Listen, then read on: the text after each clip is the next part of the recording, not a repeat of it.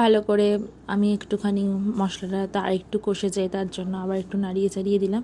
এবার একটুখানি তুমি দিয়ে দিতে পারো এর মধ্যে কয়েক কোয়া রসুন, যেটা আমি পেস্ট করে ফেলেছি ভুল করে, তাই আবার কয়েক কোয়া রসুন দিয়ে দিলাম এর মধ্যে।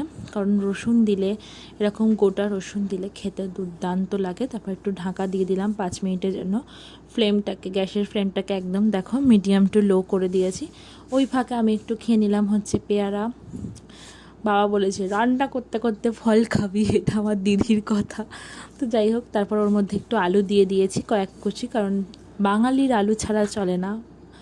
তো সেরকম আমি দুটো আলু 4 টুকরো করে 8 টুকরো দিয়েছি। আলু ভাজা যেটা রেখেছিলাম সেটাই দিয়ে দিলাম। ওর মধ্যে দিয়ে দিলাম হচ্ছে একটু গরম জল আলুটা সিদ্ধ হওয়ার জন্য। যদি চিকেন কষা খেতে তো তাহলে আর গরম জলটা দেওয়ার দরকার ছিল না। চিকেনটা তখনই এমনি হয়ে গিয়েছিল অর্ধেক, আর একটু ফুটলেই নামিয়ে ফেলতে পারতাম।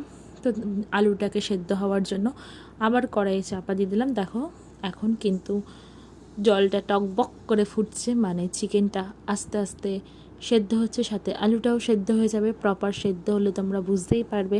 তারপর তোমরা যদি ঝোল খাও তো ঝোল ঝোল নামিয়ে ফেলবে। আমাদের বাড়িতে সবাই একটু গ্রেভিটা বেশি পছন্দ করে চিকেন কষাটা, তো আমি এরকম থিকনেসে চিকেনটা নামিয়েছিলাম। তো তোমাদের বলেছিলাম যে আমি কিছুটা বেরেস্তা সাইড করে রেখেছিলাম, যেটা আমি পরে ব্যবহার করব, তাই জন্য কোনো মশলাকে একসাথে ভাজিনি। তো সেই বেরেস্তাটাই এখন দেওয়ার পালা। আমাদের চিকেনের শেষ উপকরণ হচ্ছে বেরেস্তা, দিয়ে সাজিয়ে তুলব চিকেনটাকে। তো বেরেস্তাটা এখানে আমি যেটা সরিয়ে রেখেছিলাম সেটা তোমাদের দেখিয়ে দিলাম। বেরেস্তাটা আস্তে আস্তে ওপরে ছড়িয়ে দিলাম। দেখো আমার রান্না কিন্তু অলমোস্ট ডান। এইবার এটা পরিবেশন করার পালা। এবার আমি চাপা দিয়ে দেব আবার একটু। গ্যাসের ফ্লেমটা আর কমানোর দরকার নেই, গ্যাসটাকে পুরো বন্ধই করে দাও। কিছুক্ষণ চাপা দিয়ে রাখলাম। দেখো চাপা দিয়ে রাখার পর এরকম রেজাল্ট। তো তোমরাই বলো কেমন হয়েছে।